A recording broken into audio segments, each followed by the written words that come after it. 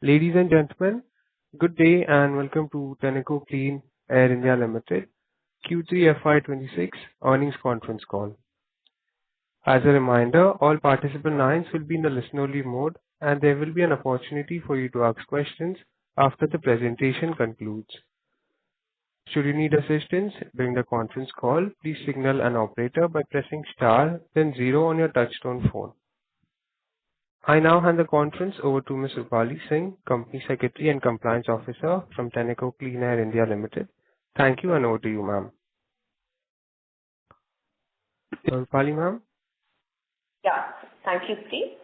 Good evening, ladies and gentlemen. We welcome you to the earnings call of Tenneco Clean Air India Limited. Today we have with us Mr. Arvind Chandrasekaran, Whole-time Director and CEO of the company, and also Mahendra Chavda, the Chief Financial Officer. A detailed presentation on the business and financial performance is available on company's website and on the website of the stock exchanges as well. We will begin with Mr. Chandra providing a business update, followed by Mr. Chavda covering the financial results. We expect the updates to take about 20 odd minutes. After that, we would open the floor for Q&A session of about 40 minutes. Before we proceed, I would like to draw your attention to the cautionary statement that appears in the presentation. And with that, I would hand it over to Arvind. Thank you, Rupali. Good evening, and thank you all for joining us for Tenneco Clean Air India's Q3 FY26 earnings call. For us, this quarter was defined by robust execution that translated technology into customer adoption, strengthened our order book, and reinforced the leadership and relevance of our portfolio in a rapidly evolving Indian automotive market. In Q3, we delivered strong value-added revenue growth of 15% year-over-year, alongside EBITDA growth of 25%, reflecting operating leverage and disciplined cost management. Our margins remained at healthy levels with EBITDA at 18.6%, underscoring the quality of earnings and the scalability of our operating model. For profit after tax, we had a one-time impact of recently notified labor code, which required us to go back in time to calculate the full impact of statutory benefits per the new definition. So due to this one-time impact, our PAT came out at 9.9%. However, without this, we would have been much better quarter over quarter, showing strong underlying business performance improvement. Our current ROCE levels, we're attaining 80% plus levels, folks. Now comes the exciting part. At Tenneco, our focus goes beyond manufacturing components. We engineer experiences that OEMs can bring to life, where technology, comfort, and performance come together to create meaningful differentiation for end consumers. A defining highlight this quarter was a strong validation of our technology leadership through the adoption of DaVinci DCX, a first in the world advanced suspension system adopted by a leading Indian OEM for a next-generation flagship SUV platform. With an estimated annual revenue potential of around 2,200 million INR for this one program alone, this win demonstrates our ability to translate mechanical innovation to scalable, customer-relevant solutions. Our patented DCX reflects our commitment to India, bringing global suspension expertise tuned for local road conditions through a purely mechanical architecture that avoids the cost and complexity of software or electronics-heavy systems. This combination of performance, affordability, and speed to market positions DaVinci DCX as a market-ready solution for all passenger vehicle segments, including SUVs.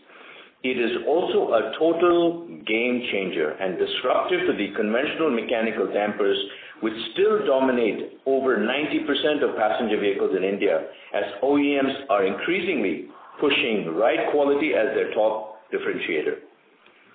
Alongside this win, we also secured a strategic clean air program win with a leading global commercial vehicle OEM based on a modular inline BS6 after-treatment system with an estimated annual revenue potential of around 1,150 million INR.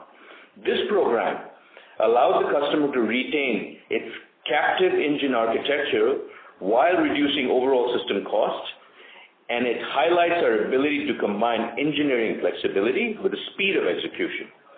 Importantly, this win was driven by close customer engagement, resident engineering support, and strong focus on first-time right validation, capabilities that are increasingly critical as program timelines tighten. These achievements are not isolated. They reflect how our engineering and manufacturing capabilities are being translated into tangible customer outcomes across both advanced ride technologies and clean air and powertrain solutions, while our plants expand capacity to support future growth in the clean air business. Now, supporting the clean air growth trajectory, our board has approved to develop a greenfield plant in North India, namely in Kharkhoda, Haryana, to strengthen proximity to the northern customer base and to support awarded programs across light vehicles, off-highway and tractor segments. This project envisages INR 710 million capex with an estimated start of production in Q3 of FY27, further enhancing Tenneco's operational footprint and customer responsiveness. We continue to hold strong leadership positions in our core segments, leading the market in India in clean air and powertrain applications for commercial truck and off-highway OEMs, and holding the number one position in shock absorbers for passenger vehicles. These positions have been built over decades of manufacturing excellence and continue to deepen as content per vehicle increases and program complexity rises. From a broader industry perspective, trends remain supportive, with tighter emissions norms, rising expectations around comfort and safety, and a continued shift towards SUVs and premium platforms. At the same time, India's role as an export base is expanding. Against this backdrop, our portfolio across emissions, powertrain, and advanced suspension is well aligned with where OEM investment and differentiation are headed. Now, before I hand over to our CFO, Mahendra Chabra, I want to touch briefly on our growth visibility. Our order book remains very strong and well diversified, with exports now contributing to over 20% of the total order book. Importantly, this order book provides full 100% revenue coverage through FY 2028 and supports a clear double-digit CAGR visibility over the next 3 years, therefore vastly outperforming the market. You will recall from our red herring prospectus from last year that we had grown our value-added revenues by 5.9% CAGR from FY 23 to 25. This new growth curve between FY 25 and 28 proves our tailwinds in content per vehicle, exports, and white space. Our order book is also well balanced across clean air, powertrain, and advanced ride technologies, giving us confidence in the sustainability and quality of our growth as we move forward. New tariff and duty reduction announcements by the US and EU will strongly improve the tailwinds to allow us to grow our exports further. We're talking about 50% tariffs down to 18% for the US and 3 to 8% range to 0 for the EU. With that, thank you once again for your time. I will now hand over to our Chief Financial Officer, Mahendra Chabra, who will walk you through the financial performance for Q3 and the 9 months ended FY26. Thank you, Arvind. Good evening, everyone, and thank you once again for joining us in today's call. I'll be taking you through the financial highlights for the quarter 3 FY26 and the 9-month period ended December 25, using value-added revenue or VAR as a primary performance metric, as it excludes pass-through substrate costs and more accurately reflects our underlying operating performance. I'll start with quarter 3 FY26. Revenue from operations stood at INR 12,853 million, representing a 14.2% growth year-on-year. Value-added revenue for the quarter was INR 11,941 million, up by 14.7% year-on-year. It clearly demonstrates continued momentum driven by higher volumes and a favorable product mix. Clean air and powertrain solutions recorded revenue of 5,644 million INR, growing at the rate of 5.4%, while advanced ride technology delivered INR 6,297 million, growing at the rate of 24.5%, supported by strong suspension demand and the program ramp-ups. EBITDA for the quarter 3 was INR 2,225 million, a healthy 24.8% year-on-year increase, with EBITDA margins at 18.6% of value-added revenue. Margin performance during the quarter benefited from the operating leverage, our operating model P3, commercial actions, and effective cost management, enabling us to deliver strong margins.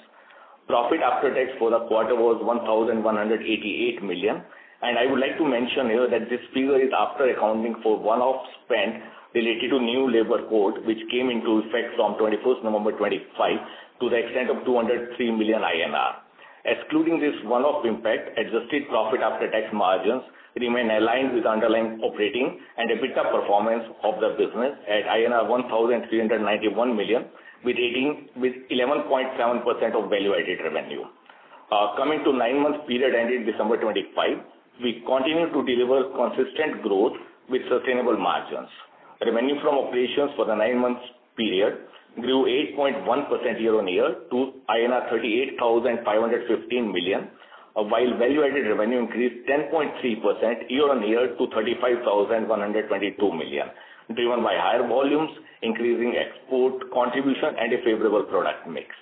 EBITDA for the period stood at INR 6,682 million, up by 12% year-on-year, while EBITDA margins at 19% of value-added revenue, supported by operating leverage, commercial actions, and disciplined cost management.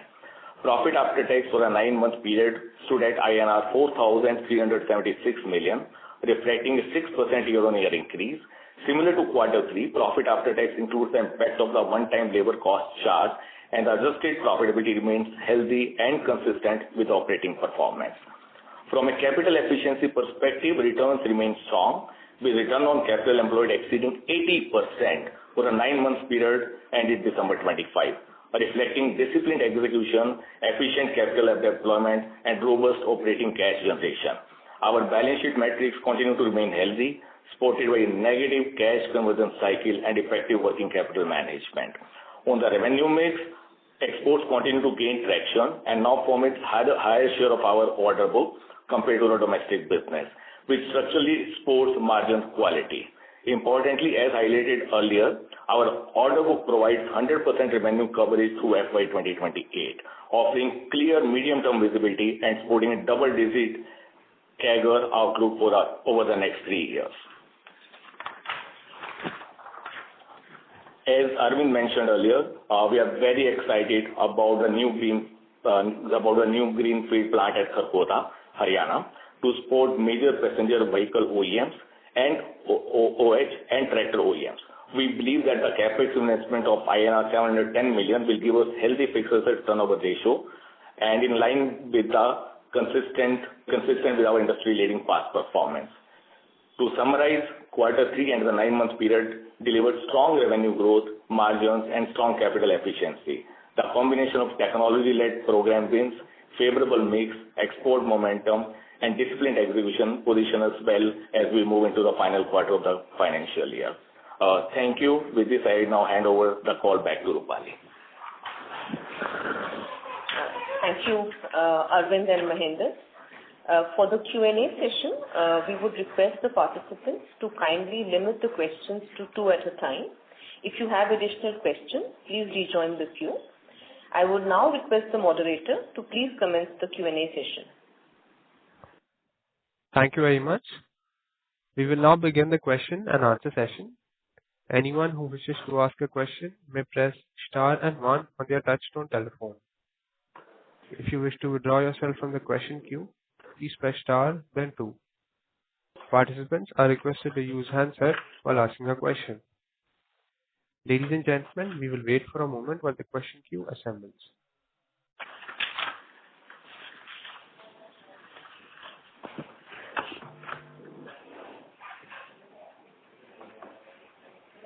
The first question comes from the line of Jinesh Gandhi with Oaklane Capital. Please go ahead. Yeah, hi. Am I audible? Yes. Yeah. Hi. My question is for Da Vinci order win. So, would it be fair to say Da Vinci is close to semi-active suspensions which are available in high-end cars? Steve, the audio is not very clear for us. Okay. Is it better? Yeah, Mr. Gandhi, if you could please repeat the question. Yeah. My question was on Da Vinci suspensions. So would it be fair to say it is closer to semi-active suspensions which are available in more premium vehicles? Got it. Good. Hi, Jinesh. This is Arvind. Thanks for your call. Thanks for your question. No, it's different in the sense that it's a purely mechanical suspension. So I think it really has the best combination of affordability and performance in terms of ride quality. So it has the shim stack discs that are arranged in a way that they allow selective hydraulic flow. So we don't really have any software or electronics like we have in the semi-active suspension, right? So it's think of it as the most affordable but the best ride quality across highways, uneven road surfaces, bumpy roads, and even potholes. So it's got the best combination at an affordable price without having the complications of electronic software, sensors, motors, and so on. And any sense of affordability vis-a-vis semi-active? Semi-active is 100. This would be what, about 60, 70 index to semi-active? In fact, let me answer it in a different way. If it's more like because 90% of Indian roads have conventional shock absorbers. So you could say that since India's independence, we've mostly operated with pretty average or conventional shock absorbers. So if you were to go up from that level, right?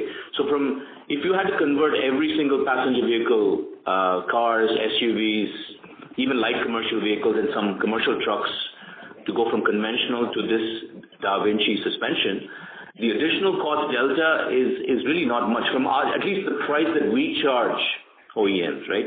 That delta cost is literally the cost of a dinner for two at a five-star hotel. I mean, that's what we're talking about here. So it is very affordable, I think, from a OEM standpoint. But in return for just that cost, you have now a much, much better performing suspension system that's on a vehicle for life. And life means what, 15, 20 years? Right. Got it. And in that context, are you seeing very encouraged and higher level of inquiries from more OEMs beyond Mahindra? Because this obviously seems to be a game changer from suspension technology is concerned. Yeah. The demand is fast and furious.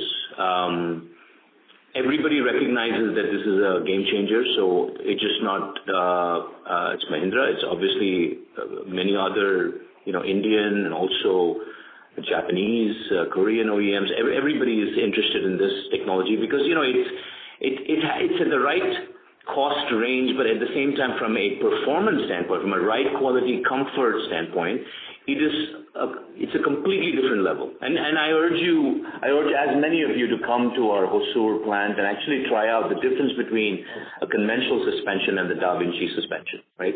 So I think that's the game changer we're talking about. Because, in India, look, we are a very value-conscious society. Yes, semi-active suspension is the way to go in the future. However, it does come at a certain price point because you've got complicated softwares, electronics, and the integration of all that. However, this suspension, pretty much gets you as close as possible to an electronics suspension. So I think this is kind of a nice mid to premium offering that covers a very, very large part of the Indian market. Got it. And my second question is on your exports. So it's great to see 20% of order book from exports. Any color on how would be the end geographic mix of this 20% order book from exports? The reason I'm asking this is considering the changes which are happening on the tariff side. EU obviously from 3 to 8% tariffs is now down to zero, hopefully in the next 12 to 15 months. Could that be a very large market if it is already not a sizable portion of the export order book today? Yeah. So good question. So this has been the big game changer, right? So if I just back up a second, right? If you remember in our red herring prospectus, we had said that our exports as a percentage of sales was only 5%, right? So we were not very comfortable with that, right? And the good news is our order book, like I said earlier, is already coming in at 20% of the total order book, which is great news, right? Another great news on top of that is it's nicely spread between clean air powertrain as well as ride technologies, right? So both the engine side and the chassis side of the business are seeing nice gains in export. In terms of regions, look, now going forward things are going to change, right? Because now the US, we've become very competitive because they even from 50 dropped not to 25 but to 18, which is excellent from a competitiveness standpoint for us. Same thing with EU. Some like bearings, which used to have 8% duties, are now to 0. So both from a US and EU perspective, that's going to help our competitiveness as it comes to exports. I think exports will see a much higher CAGR. Already exports, the CAGR is very, very, very strong double-digit growth, right? Right now, what we've booked so far, you could say it's a good mix with Asia being the leading destination, followed by US and Europe. But I think looking just at what we have order booked just in the last, let's say, few weeks, it's going to probably balance out much better. And of course, for the future, because of the new tariff reduction announcements by the US and EU, it's going to get even better. So I think we're very excited. Again, these exports are not just to third-party OEMs. They're also exports because we have better labor cost arbitrage, better competitiveness as we supply back to our Tenneco entities worldwide. Could be Tenneco Europe, could be Tenneco US as well. Got it. Thanks. I'll fall back in queue. Thank you. The next question comes from the line of Jimit Shah with Motilal Oswal Financial Services. Please go ahead. Yeah. Hi, sir. Thanks for taking my question. So for the past few days, we've been hearing some news on the CAFE norm. So maybe there's a concession for the smaller cars coming in the CAFE 3 norms. I mean, even in TREM 5, there's a push in timeline according to a couple of media articles. So just wanted to get some sense on what are you hearing from the OEMs, and how does it negatively impact our visibility for growth in the clean air systems segment?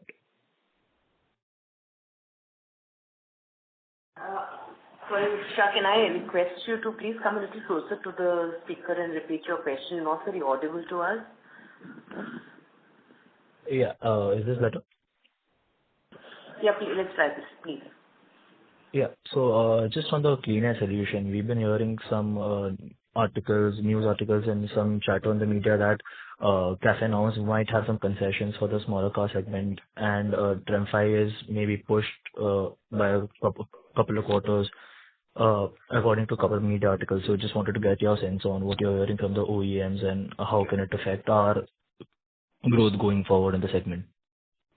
Okay, thanks, Jimit. I got your question now. So I think, look, there are always rumors on, pushback, etc., across CAFE, TREM 5, even BS7, as you know, right? But from our standpoint, we're not seeing that, right? We're seeing that OEMs really want to get ahead of the curve. And there's one main reason for that. And the reason for that is exports, right? OEMs are also very, very interested in exporting to South Africa, back to Asia, to Japan, to Europe, and so on. And you see examples of our Indian OEMs that are finding a lot of recent success with exports in various regions. So I think from that standpoint, if they have to export vehicles from a CAFE, from a CO2 standpoint, they have to be on par with the rest of the OEMs that operate in those regions.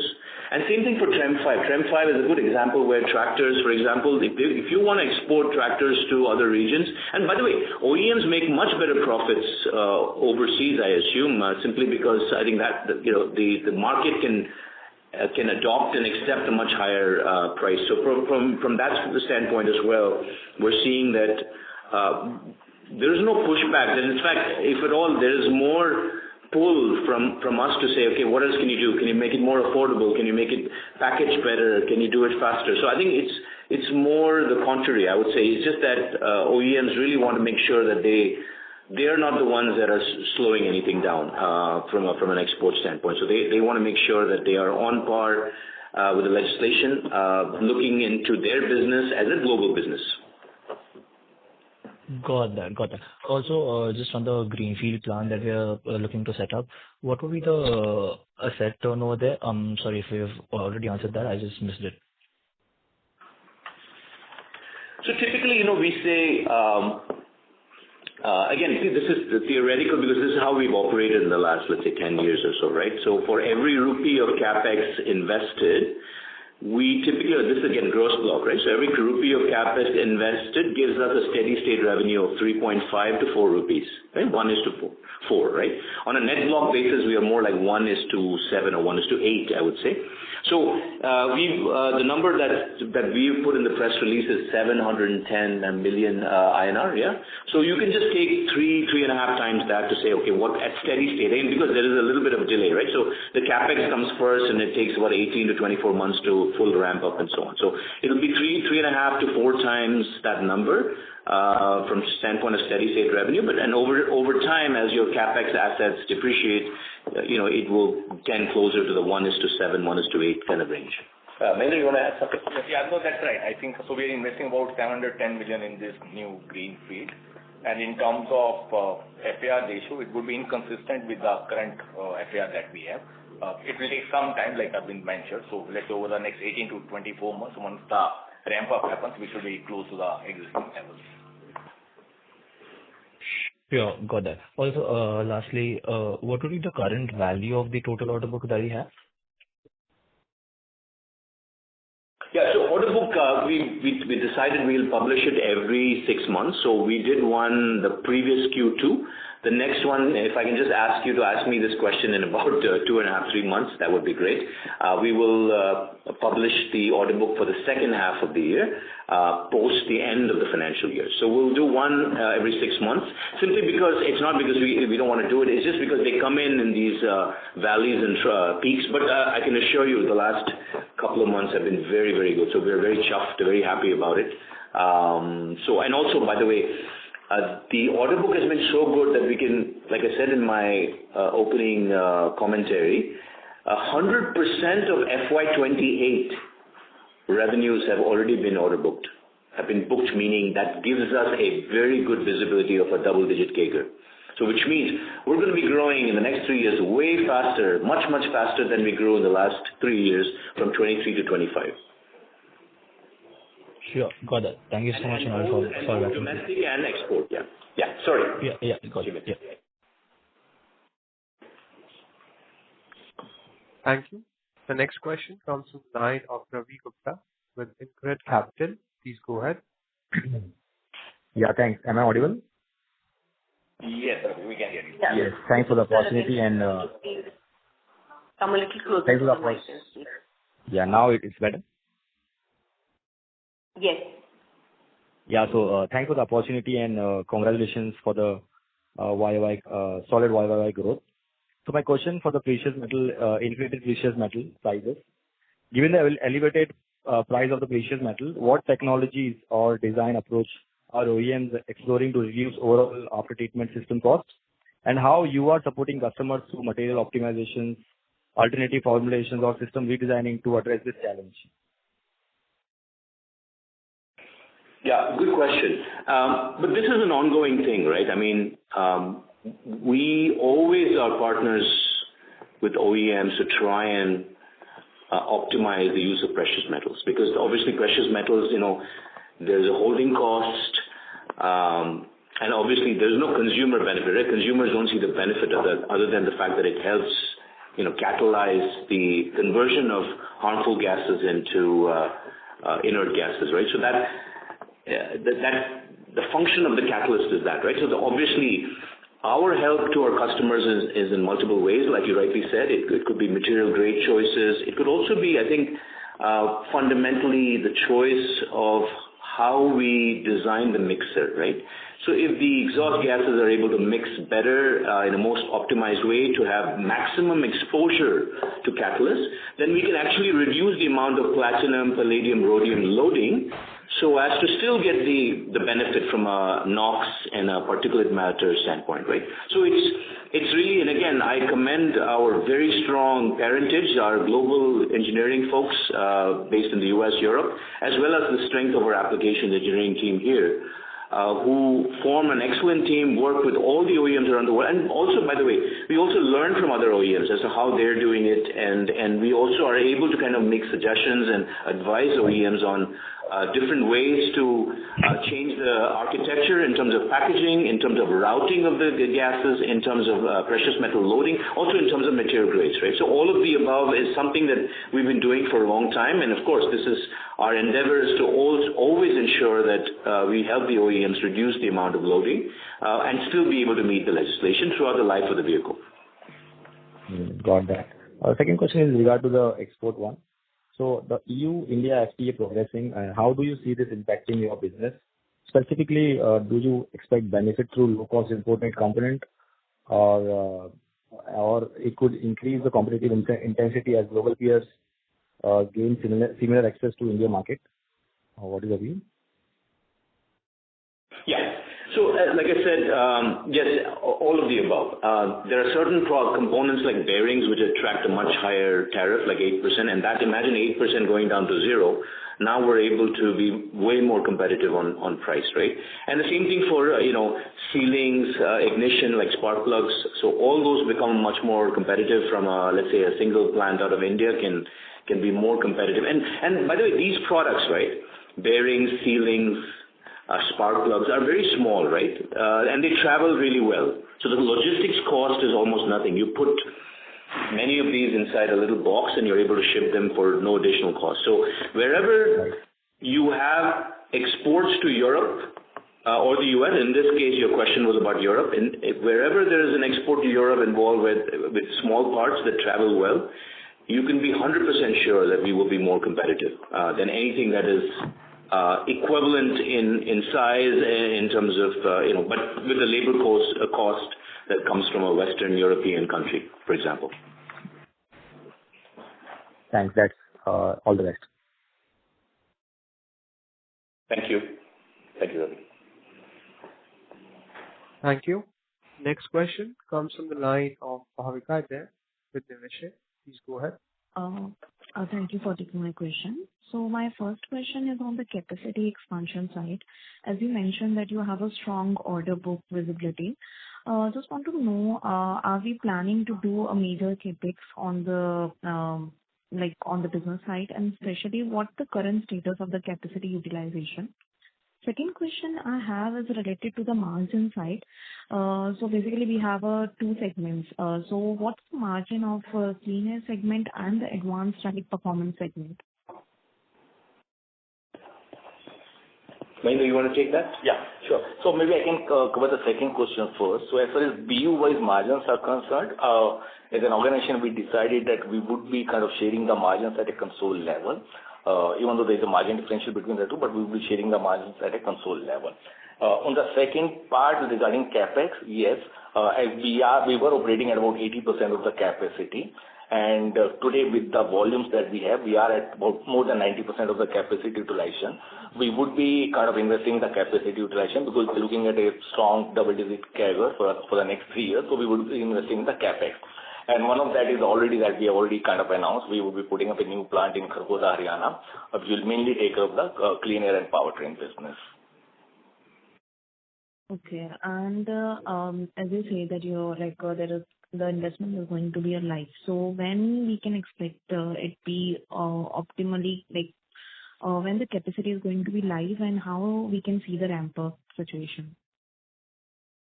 Yeah. So as far as this new plant is concerned, we would kind of start the investment within this quarter, and we should see the ramp up in Q3 of FY27. Okay. Thank you so much. Thanks, Bhavika. Thank you. The next question comes from the line of Viraj with SIMPL. Please go ahead. Yeah, hi. Thanks for the opportunity. Just a couple of questions. First is on the new suspension innovation we talked about. Can you just, from a technical point of view, can you just give some color? Why is it difficult for someone, to offer a similar solution, in Indian context? Yeah, look, we in India, right, Tenneco India, we have the advantage of having a very strong R&D backbone, right? The parentage is very strong, right? So we are already, by the way, we are leading in suspension globally, not just in India. In India, we now have 52% of the market share, which means 1 out of 2 passenger vehicles has a Tenneco shock absorber in it already as of today. And we've gained in the last 6-8 months also. But the global story is not that far away. I mean, we are also leading in suspension technology globally, right? So the strength of our core R&D and coupled with the strength of our applications engineering team here in India, there are no companies in the world that have this combination, right? We have the smartest engineers, and again, me coming from with a 30-year career across all regions, I can assure you that this is one of the finest engineers I've ever met. Specifically, this DCX is patented, right? It's very unique because it uses, think of like a Pringles, chips, potato chips stacked up, right? It's something like that. You have different discs, different materials all stacked up, and so each of them selectively allows for hydraulic flow in different conditions. So whether it's a straight road and you're making a sudden turn, or you're going through an uneven surface or slightly bumpy surface, or a sudden jerk after hitting a speed breaker or hitting a pothole, the advantage of this is that these discs are designed and each one operates a slightly different way. So, and this is pure mechanical ingenuity, right? And it does it in a way that offers you optimal comfort across all vehicle conditions. And this is, again, we developed it in conjunction with the leading Indian OEM, which I guess you can Google and find out who that is. But this is very difficult to copy. One is it's patented, and plus I think it's a lot of, 3-4 years have gone to bring this into fruition. It's not something that can be copied overnight. And so I think that's the way I would answer it, a combination of the smartest engineers, 3-4 years of development globally and also in India with excellent parentage and very, very close applications engineering work with the leading Indian OEM has resulted in this technology. Okay. Second question is on suspension. Okay. If you see the trend broadly is, we're seeing a premiumization in the Indian auto industry, and just like other auto components, one would logically think that OEs over a period of time transition to something like semi-active or active. But here you are, a global leader offering this solution, which is relatively a cheaper, cost-effective, I would say, solution to a semi-active. So is that push more driven from the OE, or that the transition is not playing out as you think it should have in terms of towards the semi-active, active? I mean, any thoughts you can give, the thinking behind this solution and what is driven it? Very, very good question. Thanks for the question. See, the OEMs, look at typical Indian OEMs, right? They cater to the A, B segments, then they cater to C segments, and they're inching more and more towards more and more expensive vehicles, right? It's not far away where you will have an Indian OEM launching a 50 lakh rupee vehicle. I think it is just a matter of time, right? So our job, right, as a supplier to OEMs, as a technology company, is to supply the entire range of segments for the OEM, right?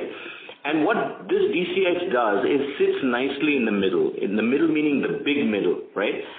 Because over 90% of the shock absorbers across all passenger vehicles is conventional, the old boring stuff, let's call it that.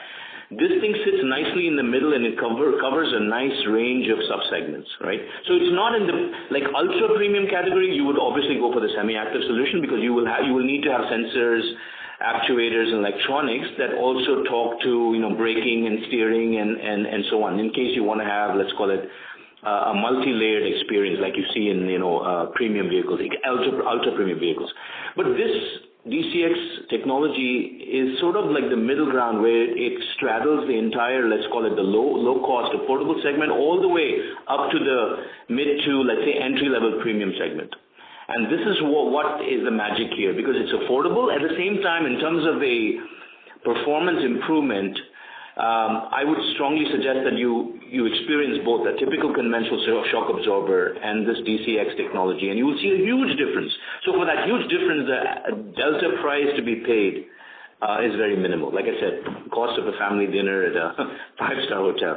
But I think the point I'm making is that our job is to cater to every single segment. So when our Indian OEMs and also, let's say, Japanese, Korean OEMs come up with more and more premium vehicles, obviously we'll push them more towards the semi-active or even fully active suspension at some point. But this one is excellent because it doesn't add any incremental cost, at least the cost that we charge, the price that we charge to the OEMs.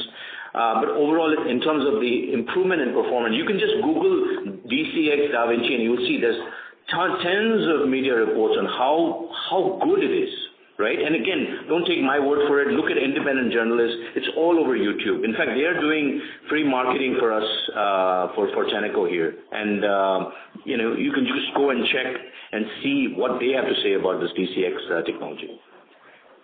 Okay, so this basically would cover the XUV 700, 7XO, both the platforms. In fact, this thing is so good that we say it covers all the way from the A segments, like the real small cars. Of course, there is a certain bore size, so we don't want to go to like the real low-end ones. Maybe we could say B segment, C segment, D segment. So it covers all passenger cars, all SUVs, and even commercial vehicles in terms of cabin dampers, axle dampers, and so on. So we can actually make a case that this will go beyond the typical, let's say, 5 million a year passenger vehicle market, and it will also go into light commercial vehicles and also some medium to heavy duty trucks. Okay. I have one question on the clean air division. This is more from an export point of view. See, I understand that tariff, incrementally, post the FTA deals, it's no longer a barrier. It used to be. But if I have to keep that aside and just understand from a unit cost, cost competitiveness point of view, say of Tenneco India versus, other emerging locations of Tenneco or with other Indian competitors, how would our cost position be? We believe at Tenneco, at least, your question was specific to clean air. We believe that our cost structure is highly optimized. And that's because of, look at the kind of margin improvement we've made, right, in the last 3 years. So to FY 23, 24, 25, 400 basis points of EBITDA improvement, which also, again, because clean air is nearly 50% of our business. The margin improvement, again, that's come through very, very strong cost cutting, right, across all elements of the P&L. Over 200,000, 2 lakh ideas have gone through over the last 3 years and created a model that allows us to be very, very cost competitive. And secondly, because we have this kind of a culture of continuous improvement, that thing doesn't stop. By the way, even now, as I'm talking to you, there are people in the plants that are constantly, they have challenger roles. Their job is to keep taking cost out of the system, right? Obviously, and then labor cost advantage from an export perspective, India is very, very competitive.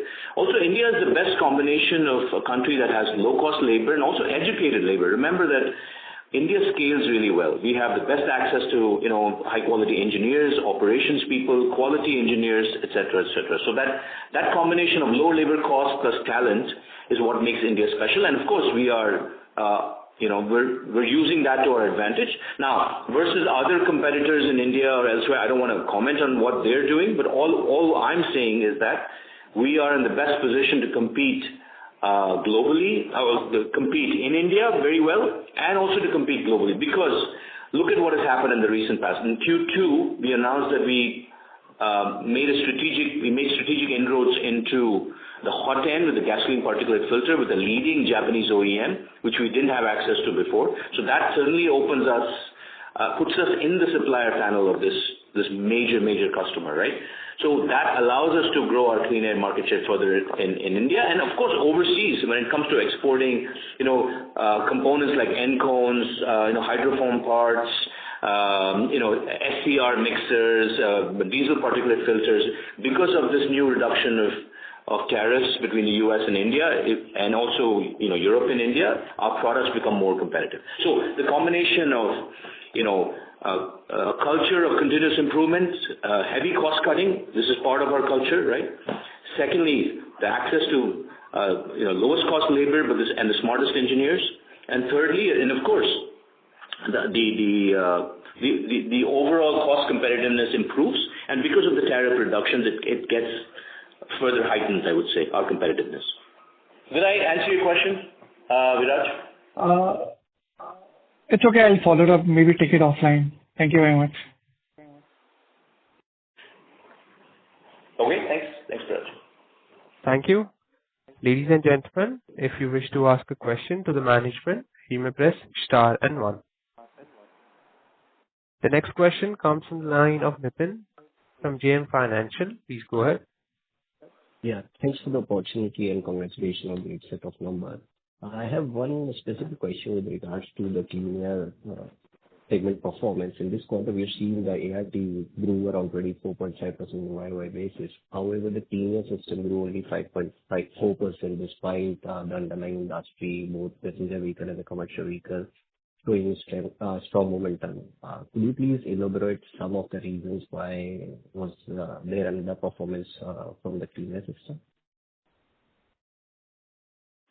Yeah, sorry, I hope I understood the question. The question was clean air growth versus ART growth, right, Nitin? Yeah. Especially when the underlying industry for the clean air, like commercial vehicle and the passenger vehicle, saw robust momentum post GST 2.0. Yeah, okay. So look,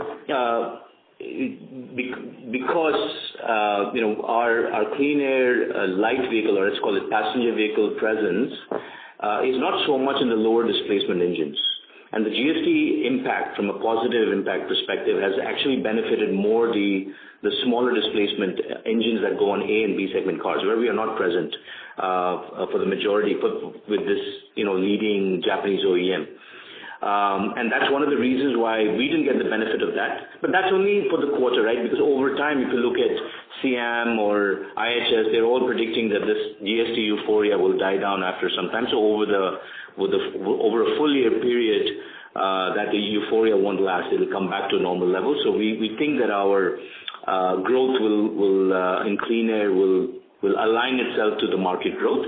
And also, a second thing I want to mention is that because we've made inroads into the hot end at this leading Japanese OEM, that changes the game completely. Right? So over the next 18 to 24 months, you will see that business also ramping up, and also more and more RFQs coming in from that particular OEM. And that will help us grow. Also, with recent strategic wins, like we put in the Q3 press release, strategic win at a European leading OEM truck customer, commercial truck customer. There also we have consolidated our position. So our market share is already pretty high, right? In commercial trucks, we're leading 57% share, and off-highway at 68%. But that has not stopped us. We're constantly growing and creeping up on market share. And on the passenger vehicle side, our market share has crept up and growing steadily. And plus the exports, see, that's the thing, going back to the earlier question, our exports is really, the order book is very, very strong right now in clean air.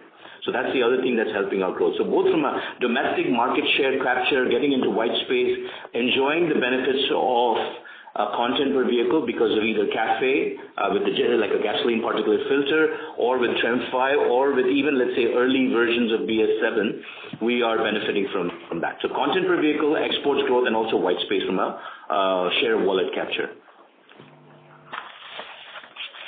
Yeah. Okay, that's it from my side. Thank you.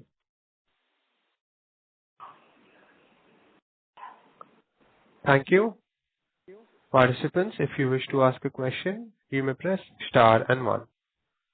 The next question comes from the line of Viraj Sanghvi with Ambit Capital. Please go ahead.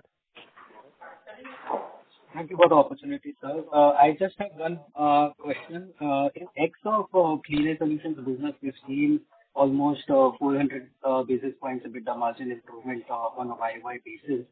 Could you highlight any specific reasons for that and the headroom that you have further in X of Clean Air Solutions business for margin improvement? Thank you, sir. Sorry, Viraj, I couldn't hear you properly. So your question was the 400 basis points improvement in EBITDA? Is that what it was? That was your question? And an explanation? Yes. In X of your Clean Air Solutions business, the margin improvement of around 400 basis point on a YY basis. Any color on that and what is the scope for further improvement over there? No. I think you misunderstood. I was talking about the overall business, that is Clean Air, Powertrain, and the Right Technologies over the last 3 years, FY23 to FY25, right? So 3 years, FY23, 24, 25. Those 3 years, our overall EBITDA, including Clean Air, including Powertrain, including Right Technologies, the EBITDA went up 400 basis points to the 18+% level, right? So what I'm trying to say is that post the acquisition by Apollo, the entire company, not just India but globally, has gone on a EBITDA improvement spree, focusing on factory level improvements. Just in India alone, there were 200,000 ideas that went. And of course, some got rejected, some went in. So that kind of new continuous improvement culture has become part of our DNA. And that still continues, by the way. Like I said, every day there are people in challenger positions on continuous improvement who are constantly trying to work along the P&L. Again, this means we're looking at raw material costs, looking at conversion costs, looking at fixed costs, looking at commercial negotiations, looking at design changes, value analysis, value engineering, the whole chain. And this was never part of the old company culture prior to 2022. So this is actually part of the new culture. And this is why I'm saying that I'm very comfortable in our competitiveness, because as we get to become a higher margin company, we also have more freedom to play with selling price, because we can compete aggressively on just with domestic business as well as export business, very competitively, and still make our margins because of that culture that we have developed. And again, the advantage we have is our parentage, right? Because ideas flow in from all over the world. So we benefit from not just technology ideas, but also from shop floor ideas. We have 180 manufacturing plants globally, of which 12 are part of this particular the post-IPO entity, Tenneco Clean Air. And we are able to share ideas as well as we're able to give out ideas that help all the other plants. So that's why I'm very comfortable in the fact that this allows us to stay competitive over time. Does that answer your question? So it's a general answer that covers Clean Air and also advanced Right Technologies, but that answer covers all the products under that umbrella. Sure, sir. Thanks for that. Secondly, just could you point out the capex till date in FY26 and a range for FY27? Yeah. So as far as FY26 is concerned, we have announced this new plant in Kharkhoda, Haryana, with an investment of 710 million INR. For FY27, we are working on the kind of budgets and on the assumptions, and we would soon be sharing that guidance about the next year capex plans. Sure, sir. Thank you. Thank you. We have a follow-up question. It's from the line of Jimit Shah with Motilal Oswal Financial Services. Please go ahead. Hi, sir. Yeah, thanks for taking my question again. Just one question, largely on the exports front. A few days ago, we saw this Trump administration revoking the climate regulations and vehicle emission standards. So, because you have some parentage from the US as well, a couple of companies over there, is there anything, a major shift in US markets that you're seeing which could lead to potential growth in the exports business for us? Jimmy, can you repeat the first part of your question? What emissions legislation change? What were you talking about? So I think a few days ago, the president had revoked the basis of US climate regulations, which ended some vehicle emission standards over there, and there was some appeasement on the EV tax benefits, the tax credits which the companies used to get over there. So if there's anything that you've heard from your US companies or any clients from there which has some incremental knowledge of what's happening over there, how the OEMs are thinking about EV transition over there. Yeah, so very good question. I'm glad you brought it up. See, the U.S. has been, and it's also got to do with EV stories. EVs always had subsidies, and that's the reason they were selling. And now if you take the subsidies away, they don't become very attractive anymore, right? Or they become less attractive.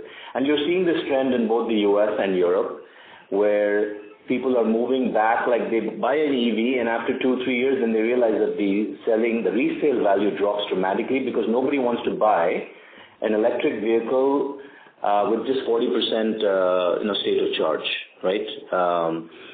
And that's prompted a lot of buyers to move back to the ICE world, right? Which means either using petrol or a diesel engine, possibly hybrid. So the hybridization has actually found more support there. And I think in China also they're starting to see, I talked to my colleagues in Tenneco China, they're also seeing a slight kind of move to more like a compromise situation where it's neither full ICE nor full EV, but like a hybridization, like either a plug-in or just like a mild hybrid, right? This is great news for us, right?